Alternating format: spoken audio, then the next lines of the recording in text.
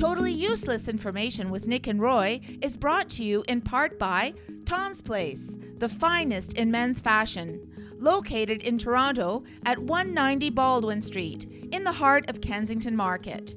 Or visit toms-place.com. It's everything you never needed to know. This is Totally Useless Information with Nick and Roy. Listen, laugh, and learn. How many tentacles does an octopus have? Now, I know that sounds easy. It is. But you need to listen in. All right, fine. What key on your keyboard is pressed accidentally the most? Hi, I'm Nick. And I'm Roy. And this week, we scoured the internet to find out these useless tidbits just for you. Plus, we'll answer your question in the mailbag segment. A listener wants to know, how old is the moon? And in the news, what the cluck? How old is that bird?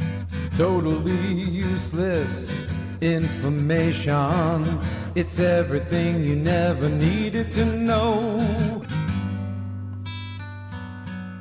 You know what they say, old chickens make good soup. Animals, animals, animals, crazy animals. Now we're gonna get letters from Peter. I know Peter. He's Not the bread either. Oh, I was going to say. He's a nice guy, Peter. I love it with hummus. Oh, are you kidding me? You hummus every day around the house. Thank you for joining us. Speaking of nice people, thank you, nice people, for listening to us around the world, 90 countries at this point in time. Also, coast to coast to coast in Canada on the iHeartRadio Talk Network, all over North America as well. So it's not just our waistlines that are getting bigger, folks. We're all over the world, I tell you. That's right. Because of you. Right, and thank you for that. And what a great segue, because my first fact in animals is talking about frogs skittering. Now, Ooh, have you skittering frogs? Skittering frog. Have you ever heard that expression before? No, I have not. Okay, well, No, let's listen, laugh, and learn together then. Frogs that seem to skitter across the surface of water is as if they were on solid land. Rather than bouncing like a skipped stone, these tricky amphibians, because they're really tricky, those frogs. They have tricky frogs. They yeah. do. They call them tricky Nicky frogs, actually, in my world. Mm-hmm. They conduct a series of rapid belly flops, very much like we did in high school. The rapid belly flops across the water, sinking part of the way, but launching themselves upwards, becoming completely submerged. It's a peculiar and very surprising way to get from point A to point B. Mm. Yeah. Nick, this is an important alert for the folks listening out there. Okay. Where do you think lions are? When I say the word lions, right? Right. Don't you think of Africa? Yeah, well, of course. Or the zoo, Well, but Africa. Almost right. Well, almost all lions are in Africa. Right. But as of 2025, Okay. lions are extinct in 26 African countries. Really? Oh, yeah, there's a big problem. And I'm not lying. I was going to ask you. These things just come to me, Nick. They just like that. I was going to ask you if you were fibbing, but you're not lying. Okay.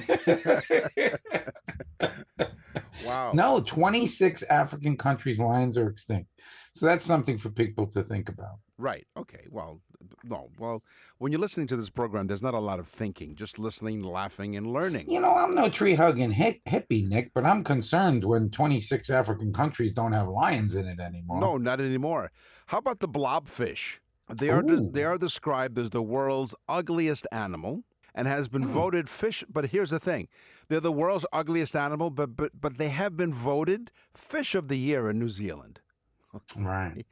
And, you know, Nick did a 23andMe and it came up that he was part of the blobfish. Part of the blob family. Yeah, the blob family. Well, you said we are growing after all.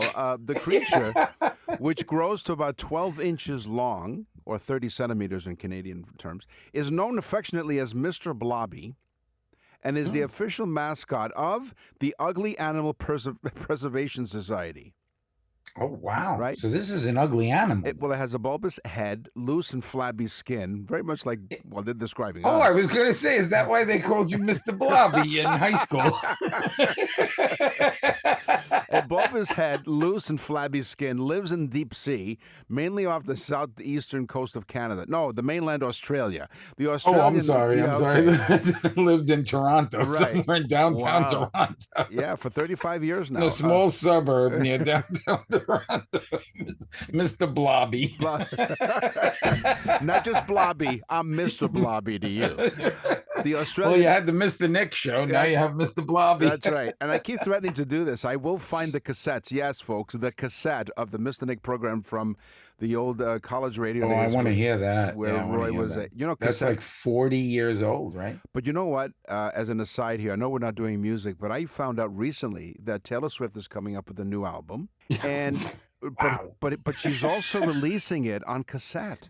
Oh, yeah. Well, anything for publicity. I'll Right. tell Well, you. exactly. So Because- anyway, is there actually music on it though, or we're not- is she going to do what she did on the last album? we're Just not sure. a whole We're not bunch of sure. noise. You see now, all the Swifties now are going to write in. Listen, this is absolutely no lie, folks. Yes. This morning, my wife puts on Google when she's getting dressed and putting on makeup and so on and so forth. Right. Yeah. So we have these Google assists all over the house. Okay. So, which she doesn't know how to work.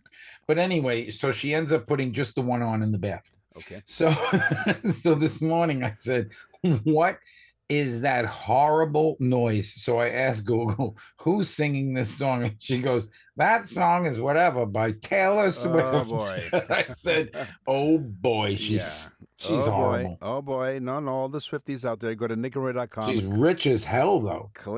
You know what? Her music may not be the best, according to some people, but her marketing skills are bar none the best than anyone Yeah, else. she's going to put it out on cassette, like anybody has a cassette recorder except for Mr. Blob. No, Mr. Blobby. The oldest dog alive is Mr. Bluey. No. No, actually, his name is Bluey. Bluey, okay. But I just figured I'd give him a Mister Sure. because he's got to respect our elders. Yes.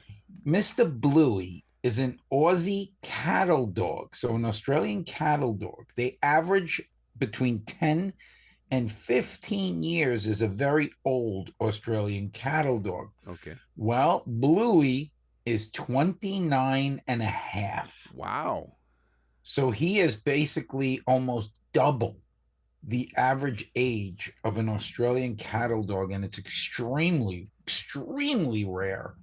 So he is the oldest dog alive. Funny you should say that because from news from around the world at the end of this program, you talk about age and animals age. So good timing on your Thanks part. for that, Mr. Blobby. Okay, there you go. You got it. You finally got it right. Fly like an eagle. So female eagles attract male eagles through a combination of elaborate aerial displays, nest building activities, and specific mating rituals. So they basically put them to a test, right? Go fly. I want to see how you fly. Okay, let's see how you can build a nest. Okay, let's see how good you are in the mating rituals, if you know what I mean, right? These behaviors help establish and strengthen their pair bond, ensuring successful reproduction. Oh, cool. So I love that successful reproduction. Right. Is that what you got You from know, that? I used to bank on that in high school. Yeah. You know? But it's, once again, it's elaborate aerial displays, nest building It depends activities, what you think is successful. and specific. There's Anything past third base to me is successful. third base. I can't even make it to the parking lot. Anyway, Nick was not very good at sports. That's right. I showed up in left field with a football helmet. So no, I was always in the batting lineup. I was left right out. Again, I have need attention to this fact Yes. for the listeners. Okay. There is a new virus, Oh. a new China virus. Uh-oh. I say that affectionately. It is a mosquito. So I'm maybe informing a lot of people out there, Well, but listen, it is. Listen, laugh, and learn, right? Yeah. It is not a pandemic, but it is an epidemic Okay. in China. It is a mosquito-borne virus. Okay. And I think right now there's 12,000 people in China that have it. It's controllable, but it is something that the World Health Organization is looking at. like they looked at the other virus, but Right. The C yeah, one, the exactly. C word. Yeah, it's gonna. Yeah, we don't even want to go there. No. But anyway, if you don't want to get it, there's one place you can move to. Where's that? Iceland. Really? Iceland has no mosquitoes. Oh, They do not exist in Iceland. that's cool. I'm going to talk to you and the audience, Roy. I'm going to talk to the audience about All right, then speak English, please. Sure. Or Tom Holman's going to come and get you. Right, exactly. I'm going to tell you all about the baboon's red butt. Oh, thank you. Yeah. Now, I think. yeah. Now, when Roy was on, Thank you. Oh, thank you, Mr. Blobby.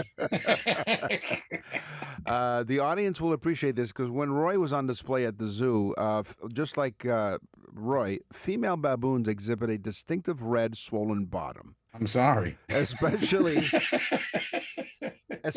during. I apologize to them multiple times. Especially during their fertile period, to signal their readiness to mate. This swelling is actually a swelling of the perineal skin, not just the swollen butt. The redness and swelling are most pronounced during ovulation within baboons, indicating to the males that the female is fertile and ready to go.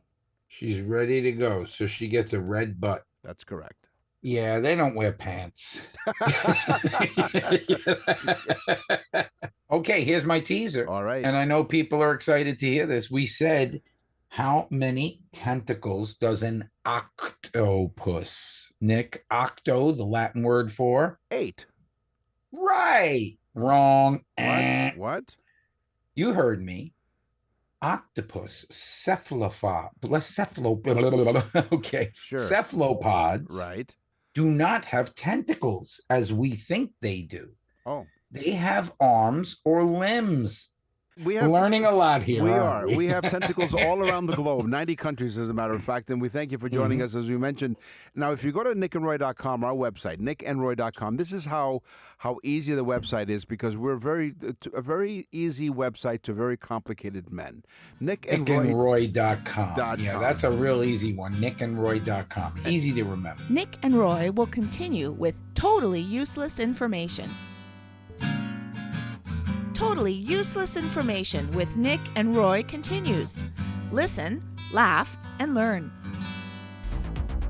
This is totally useless computer and technology information. Let's double click with Roy and Nick. Yes, we do need double clicks here on the show. Thanks. Yeah, computer and technology we're doing today, and Nick is talking about cassette tapes. But that's the latest trend. It's not me. This is how hip I am. It's a trend. It is. A trend for most AARP recipients. Yes. Hey, you've got CDs. Remember AOL? Yes. Okay. You've got mail. You've got mail. AOL mailed out over 50% of the world's CDs at one point. Think about it. On all the CDs that were in the world, AOL mailed out over 50% of the world's CDs, okay? Probably why they went out of business. Well, but so AOL CDs were a massive direct marketing campaign by America Online, which is what AOL stands for. Did you have an AOL address? I did. I was Me one of the too. ones who received a CD. Me too. In the Me too. 1990s and early 2000s to introduce the internet to the masses via dial-up service. Remember that? That annoying screeching sound, dial-up? See, now you just connected to one of our countries. These CDs... And then Nick's CD went, Mr. Blobby, Mr. Blobby.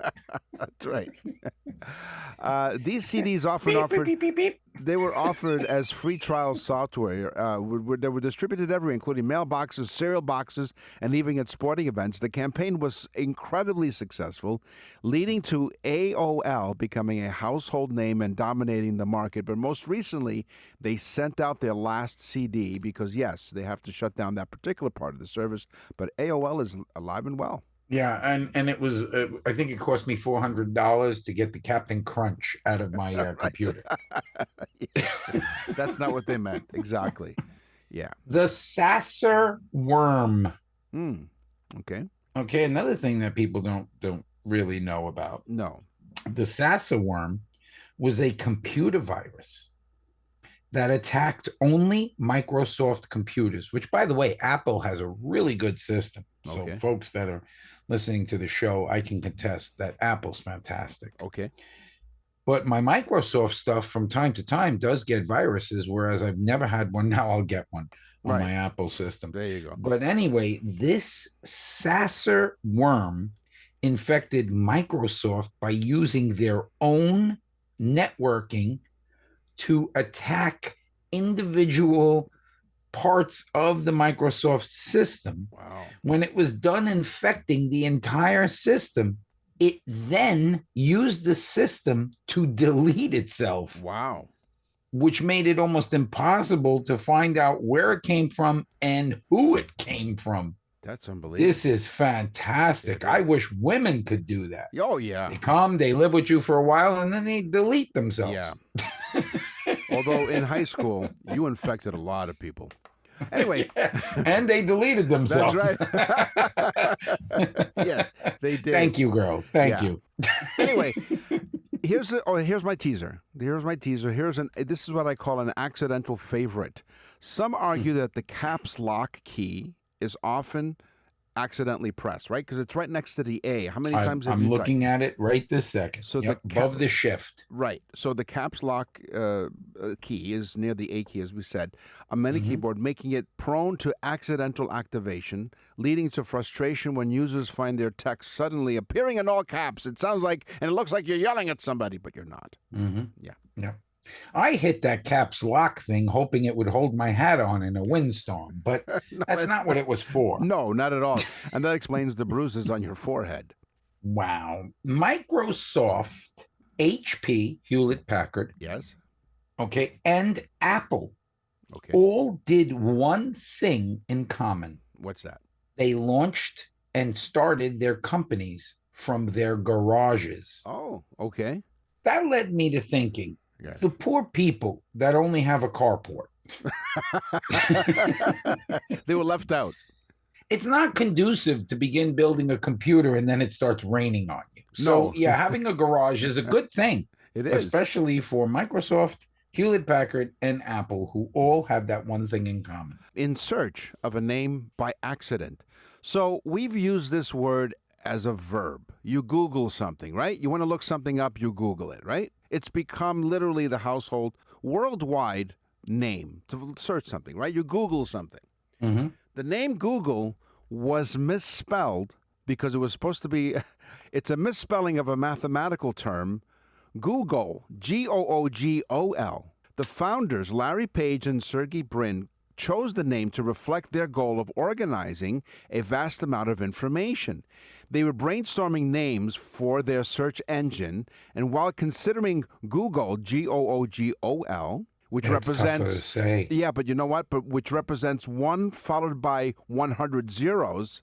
A friend misspelled it as Google, as we know it today, Google, during a domain name search. Larry Page Wow. liked it, the accidental misspelling, and decided to use it. So today, Google could have been Google, Googol. You know what concerns me, Nick? What? What now? Not very much, Mr. What now? Balabi.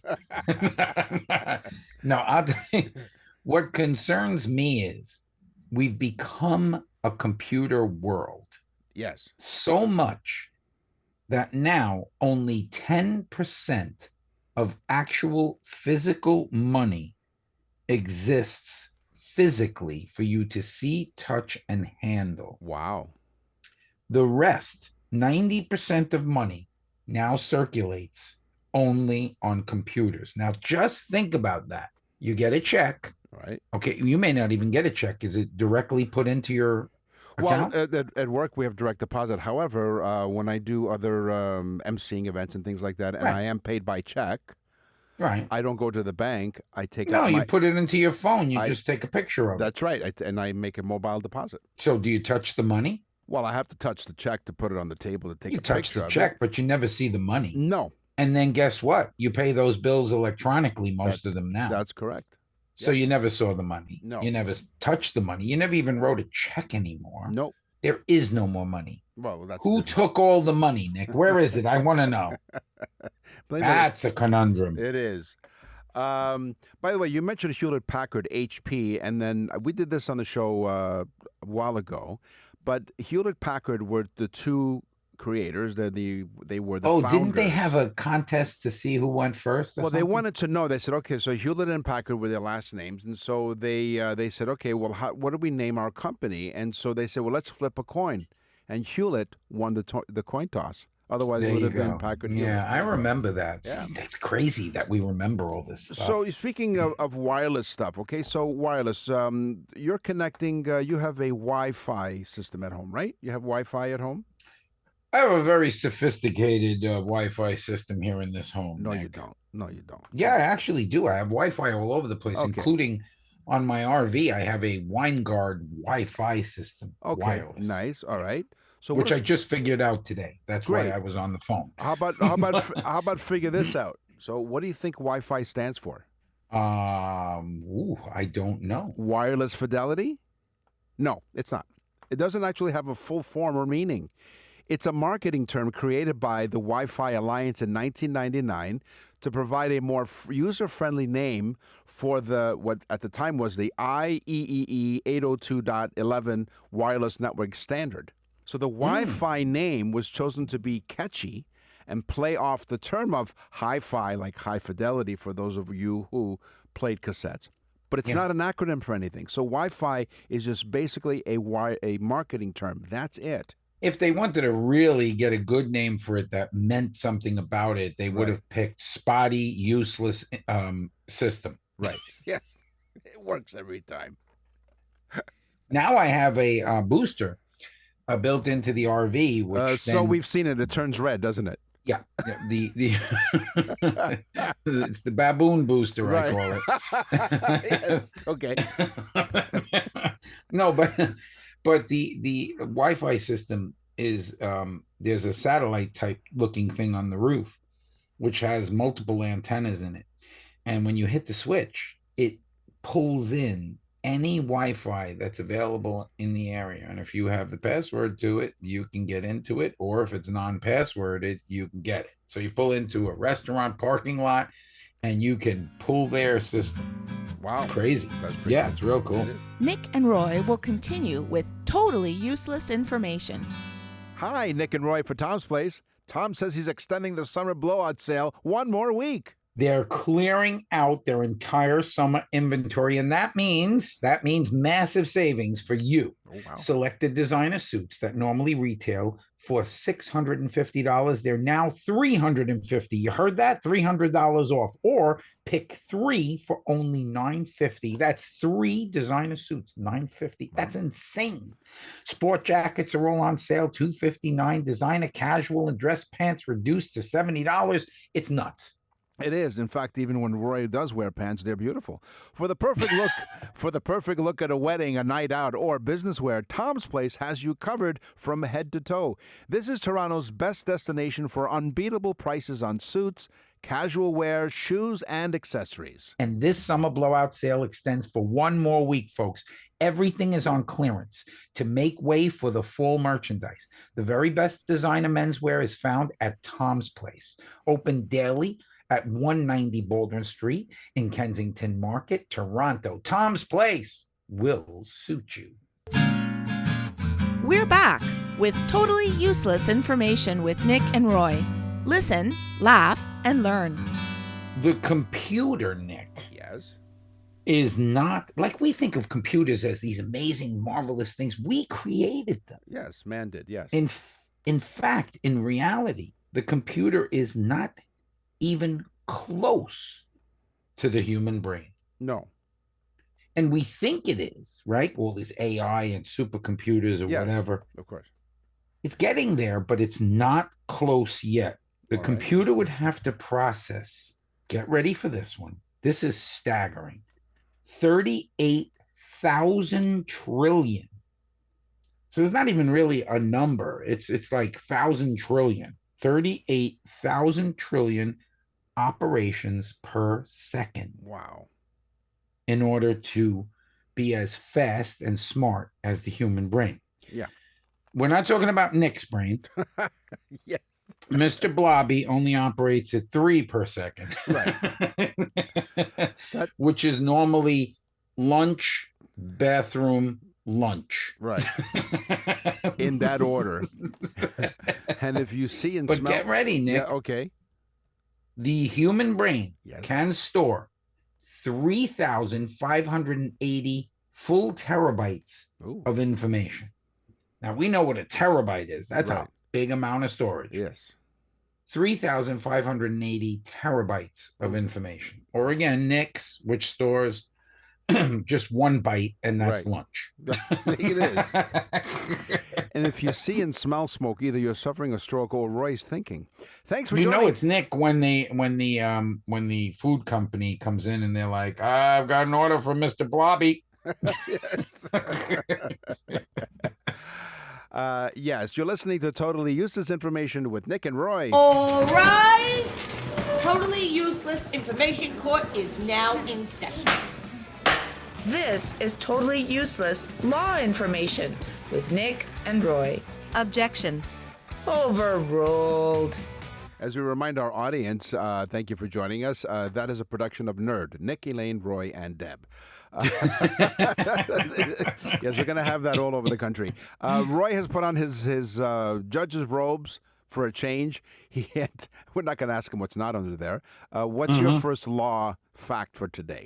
Well, I'm a Floridian, Nick. Yes, you are. Connecticut has a law that says, and this is for real, if a pickle does not bounce, it is not considered a pickle, and you were sold something different than what you thought you were buying. Really? So caveat emptor, which means buyer beware. Right. If your pickle does not bounce. So now I go into the supermarket and I just throw the pickles all over the floor. Yeah. Because you want to know Right. if your pickle bounces or not, That's why Roy's other nickname in high school was Dill. Anyway, Dilly, Mr. I'm Blobby. sorry, Mr. Dilly. Mr. Dilly. You're listening to Totally Useless Information with Mr. Blobhead, Blopperhead, and Mr. Dilly. Here's a sparkling defendant. Judge Rosemary Aquilina had before her an exotic dancer who had pled guilty on a drug charge and was sentenced to wearing an ankle monitor. Okay? Just a few days after sentencing, the woman was back in the courtroom seeking an exception because she claimed the ankle monitor was ruining her vibe at her place of employment, the strip club. Yeah. Although you could probably use it to put the singles in, right? Well, the judge in response said, here's a solution. Bedazzle that thing to match your outfits. Motion denied. Oh, Motion good denied. idea. Yeah, this is a very, this judge was improvising. Yeah. So all of But he was also the person sitting at the bar throwing singles out. It was Rosemary. It was a she, and so she said, "Bedazzle that ankle monitor to match your outfits." Motion denied. Motion denied. Yeah, I agree. Yep. I agree. What was she doing with the ankle monitor at that? Oh, well, that was her job. Yeah, she said because So she was allowed to work there. but So she does have a legitimate gripe. she Nick. does because remember with ankle monitors. So I understand is that you're allowed It is to, a piece of wardrobe, and her job requires her to strip. right down to her ankle bracelet, to her ankle monitor. In Kansas, Nick. Yes. Kansas, the state of common sense. No. No, you're not in Kansas anymore. No, Kansas. Your house gets dumped by a tornado. But Right. Yes. also in Kansas, it is illegal, get ready, to use a mule to hunt duck. Okay. So it's illegal to use a mule to hunt duck. Right. Yes, I guess it's even illegal to use an ass to catch a hamster, Right. meaning a donkey. Right. Yeah. Oh, absolutely. It's exactly Yes. what I thought. You don't want to Yeah. use a donkey to catch your hamster, so No. to speak. Not at all. Now, I'm sorry. What state do you reside in? I'm in Florida, Nick. Okay. Home of the Florida- free. Home of the free. Florida is also a state that prides itself on warm weather, beaches, right? We are the Sunshine State, Nick. It's no surprise that many people spend a significant amount of time in swimwear, right? Mm-hmm. Okay. However, if you're Or caught, some very little swimwear. right? But go Well, on. regardless of the amount of swimwear that you have on, at Miami Beach, if you're caught singing in public while wearing a swimsuit, you could technically be breaking the law.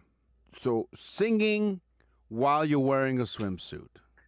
Okay, so singing while wearing a swimsuit in Miami. In Miami Beach, you could technically be breaking the law. Mhm. Now, the law is hardly ever enforced, but it's still on the books. It's one of the stranger laws that are currently on the books. And Roy, at this point in time, does sing. So if you go to musicbyroy.com, we promise you he won't be singing thankfully, in a swimwear, but he'll wear something really nice, a Speedo. Right. He'll be... Yeah. Right. You know, Nick, I just thought of something that we should invent. And what's that? And we should put on the website at nickandroy.com And what's the Nick that? and Roy store. Right. What's that? It's an alerting mechanism for the beach. Right. And it can be rather small with a little hammer device, Okay. and we'll call it the thong gong. So you see an attractive woman in the Right. thong and you just bang, Right. you hit it, the Yeah. thong gong. It Right. brings the attention to other beach dwellers Yeah. to look over at your position. Yeah. Not only that, but also the local authorities. The thong gong. That I thong love gong. it.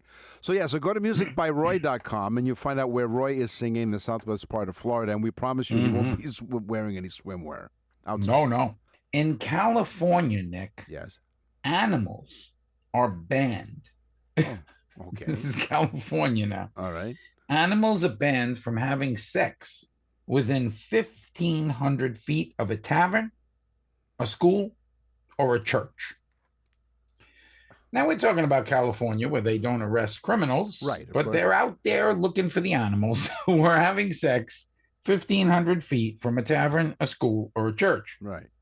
That doesn't include the California criminals or the homeless, Right. because they're able to do whatever the hell they want. So let me get this straight. In fact, So- they're encouraged right. They to are. do it in a tavern Well, they are. because it's not in the street. Well, they are encourageable. So, so you're telling me that the red-butted baboon, who wants The red-butted baboon. who wanted to have relations in California can't, because it has to be within how many feet from the tavern? No, bar? if the red-butted baboon is within 1,500 feet of a tavern, school, or church Right. in California, They're breaking the law. they better cover that neon baboon red. Neon. They better cover the You know what? sign, so to speak. It is a neon sign because she is fertile. It says open. Right. Anyway. Yeah. Now, on Sundays, you can't do this. Doesn't say where. So this is a bizarre law, and let's go back to Florida, okay? Shall we? Yes. Unmarried women cannot parachute on Sundays. Okay? Oh, yeah. So- you wouldn't want that to happen. No, it is illegal for women to go parachuting on Sundays. While it may sound like a joke, it's not. This regulation dates back to a time when laws governing women's behavior were much stricter. The law is outdated and unenforced today, thankfully. However, it is a reminder of how absurd some laws can be in Florida. Yeah. Well, who would pick up the pieces if the chute didn't deploy? Yes. That's what the husband's there for. When my wife, I bought her for Mother's Day one time. Oh, I really? bought her A parachute? parachuting. Oh, you did? Yeah, I did. I skydiving. I got Oh, you her a did? thing, Yeah. and I was on the ground, Right. on the phone with MetLife. Right? I was like, everything's good, right? Everything's good, yeah. Because she's about to jump. I want Right. to just make sure. Until your ankle monitor got Yep. caught up in the parachute. Yep, she made it to the ground safe and sound. She did. Yes, she did, and Right. she jumped from like really high Right. distance. They went actually higher than they normally do. Because I threw the guy a 20. I was Right. like, listen, 20. go as high as you can. Okay, fine. Yeah. All right, go ahead. What else you got? Okay. In Illinois, Yes. home of Chicago common sense. Yes. It is illegal. Yes. Now, these poor animals, Nick, Yeah. I'm starting to really want to alert our listeners. in Illinois, it is illegal to give a lit or lighted cigar Okay. to a pet. Okay. I've often hung around the house, lit up a stogie, Right. and Yeah. I've said, Rover, come on over here. Would you like one? Here, take mine. Okay, first off, what the hell is happening in America, Nick? Right. We're the home of freedom, and now animals can't smoke, drink. What the Yes. hell's going on here? You know, the baboon goes out for a fun night on the town and looking for some red neon. Red-butted Like, baboon. better check and make sure we're not 1,500 feet from a That's right. tavern. So I'll stay with that sort of theme with animals and And that's confusing, Nick, too, It is. because I've tried to count off 1,500 feet, you Yes, know, just yeah. so I didn't get arrested. no. So if you ever wanted to have relations, sexual relations Ooh, with a porcupine, rethink the idea. Okay. yeah. So this strange law prohibits any sexual activity with a porcupine. Now, Mhm. it may sound like something out of a horrible joke or an animal cruelty regulation meant to protect. Well, if you have sex with a porcupine, Nick, you're the one that gets stuck. Well, hold on. Well, who's the prick? Anyway, so yeah, so you old prick. so it's not, animal cruelty regulations, to protect wildlife from inappropriate human interaction. Yes. It is against. I the think law. I think they're protecting us, not the porcupine. Well, it is against the law, not to mention frowned upon. Oh no, it's frowned upon by everyday citizens. Oh yeah. But one can only imagine that an attempt would lead to extensive personal injuries being sustained. And of course, if you notice, I did not mention where the law says that you cannot have any relations with a porcupine, and that is the great Sunshine State of Florida. Yeah, we also have that you cannot have sex with a manatee. Really? Yes, because the sailors in the 1800s that were coming here were on boats for many months. Right. And they looked at these things and they called them mermaids. Wait, you're not kidding. Like No, I'm not kidding. And they jumped in the water and had sex with the slow-moving large mammal, which was a warm-blooded mammal. Right. And they were like, hey, it's been 2 months and I see some red in the water. Wow. Is that a baboon or are you happy to see me? That's right. Nick and Roy will continue with totally useless information.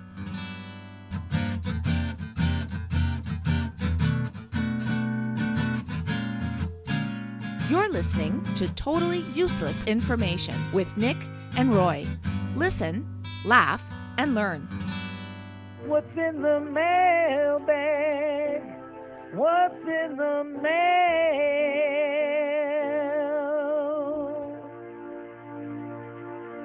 I'll tell you what's in the mailbag. What? Harvey from San Diego, California. Hello, Harvey. I love your show, Harvey says. I'm a dedicated listener who listens every week. Thank you. Do you guys have a joke writing team? Oh. And is your show scripted? Okay, I listen to many podcasts, and my hat goes off to you guys for a great show. Harvey, originally, when Nick and I started the show 6 years ago, the first 1 or 2 shows were scripted. Right. The pilot show was scripted. Right. And I believe the second show was scripted. It was. And after that, we ditched it because we said to ourselves, it's not funny. It's not organic, and it's not us. We do not write jokes, and they come to us organically as we're hearing for the first time. We're hearing the fact. We spend the week and our team scours the internet to find these facts. But the jokes, no. Cynthia from New York City writes, Dear Nick and Roy, we'd love listening to your show. You guys crack us up. Here's my question. How old is the moon? So Roy's going to pull down his pants and you'll find out. No, keep up the great funny stuff, guys. Thanks. Well, Cynthia, thank you very much. It's a great question. According to a new analysis from research from the United States, France, and Germany. Oh, Deutschland, Deutschland. You see, Nick, contrary to what my wife says, people think we're funny. Wow. Well, she's the one who was parachuting on a Sunday. Anyway, That's right. Earth's constant companion may have formed as early as 4.53 billion years ago, hundreds of millions of years earlier than previous estimates. So the Earth is approximately at least 4.5 billion years old. On the show today, we talked about animals, we talked about computers and technology, we talked about the law. It's time for the news. And now, from around the corner and around the world, this is TUI News. A Texas woman's pet chicken has been officially named the oldest in the world by Guinness World Records at the age of 14 years, 69 days old. I'm into those Texas chicks. Yeah. Well, this was a little bit older. Little Elm resident Sonia Hull said she hatched the chicken Pearl in her personal incubator because, everyone you have to have your own personal incubator. You can't use your neighbor's. Yeah, I have one of those. March 13, 2011. So the Guinness World Record confirmed Pearl's age on May 22nd of this year, officially earning her title of the world's oldest living chicken. So this chicken is how old? 14 years, 69 days. Wow. This chicken is 14 years old. 69 days. 69 days. That's right. And does it still lay eggs? Do we know that? Let's find out. By the way, Or is it just, does it refuse to lay eggs at this point because it's collecting Social Security? It probably is. I'm a retired chicken. It's Leave me like, alone. no, she just sits around telling the other chickens, in my day, Right. That's right. I lay 6 eggs a day. She was a good You egg. people think you have it hard. I'd lay eggs with no anesthesia at all. Yeah, and You want to hear something funny, Nick? yes, and so does Harvey. My wife said to me, we had beef tongue, Yes. and my wife said to me, ew, beef tongue. Right. I'm not eating that. That Right. came out of the cow's mouth. Right. So I handed her an egg. Right. Okay. You know what? How's Roy, about that one? Yeah, Roy had beef How's tongue. about that one, Harvey? You know what, Harvey? Check this out. Roy had beef tongue for dinner. Now you can't shut him up. Anyway, so now the previous. It was good. It was good. So the previous oldest chicken, by the way, was an Illinois. So you pet- have a record of chicken lineage. Well, so the Pearl, the oldest chicken now, basically took over the previous oldest chicken from Illinois named Peanut. Sadly died Peanut. December 23rd, 2023 at 21 years and 230 days old. Whoa. So, 21 years old chicken. right. So according to the chicken's mother, I guess, mother hen, Hull, mother hen Hull. That was it. Sonia Hull. Sonia Hull, the mother hen, defied all odds. She told the Guinness World Record. She defied all odds because most Easter egger hens, so I guess she's known as the Easter egger hen, live an average of 5 to 8 years. God. So she does admit that Pearl's mobility is limited now, so she spends most of her time in the family's laundry room, maybe in a wheelchair. We're not sure. Yeah, but they should have never let her out. She would never get past the colonel, Too old to run, you know? Well, I said earlier in the show, old chickens make good soup. She's welcome to come out into the living room because she likes to watch TV when she hears it on. Yeah, and she walks in the room and she's like, hey, at my age, I'm finger licking good. Sonia Hull, we appreciate that, but, you can also have Pearl, the oldest chicken in the world, listen to Nick and Roy on nickandroy.com, right? Yeah, you don't have to watch TV. The chicken can listen to us. According to her owner, Hull, Sonia Hull, Pearl is fond of the family's elderly cat and a new kitten. Oh, yeah. She doesn't seem to mind the other animals, and the kitten will sometimes sit with her. It's a kind So kitten. she's very freewheeling Yes. chicken. You asked earlier if she lays any eggs. So Pearl's egg production has slowed But Yeah, I told you. See, it had to. check this out. When it was official that Pearl was the oldest chicken in the world, according to the Guinness World Record, she laid one right after that fact. So she found out that she was the One winner, big and she golden laid, egg. That's right, she did. She did. So congratulations to Pearl, who's now officially Pearl laid one egg after finding out that she was the oldest. the official oldest chicken. So According Guinness called up and said, Yeah. boom, Pearl laid an egg. Right, she did. Yeah, great. Well, how nice is that? You know, Nick, that's a wonderful story. It is. Now, speaking of laying eggs, That was a very exciting story. It was. Now, speaking of Extremely interesting. and you know what, Harvey? This yoke's on you. Anyway, I'm exhausted from it. that's all the time we have for this episode. It's exacerbating. It is. That's all the time we have on this episode of Totally Useless Information with Nick and Roy. We will scour the internet far and wide to find more totally useless information just for you. So don't get overly excited, but tell all of your friends Right. about this show, because it's because of you that we're in 90 countries and all over the place and on iHeartRadio. And this crazy little show that started 6 years ago is now all over the place. And thank you so much. And do go to nickandroy.com for the birthday messages. You're gonna thank us for doing it. Trust me. I'm Nick. And I'm Roy. Thanks for listening. Totally Useless Information with Nick and Roy is recorded and produced in Canada. For more totally useless information, visit nickandroy.com. That's nickandroy.com. Totally Useless Information with Nick and Roy has been brought to you in part by Tom's Place, the finest in men's fashion.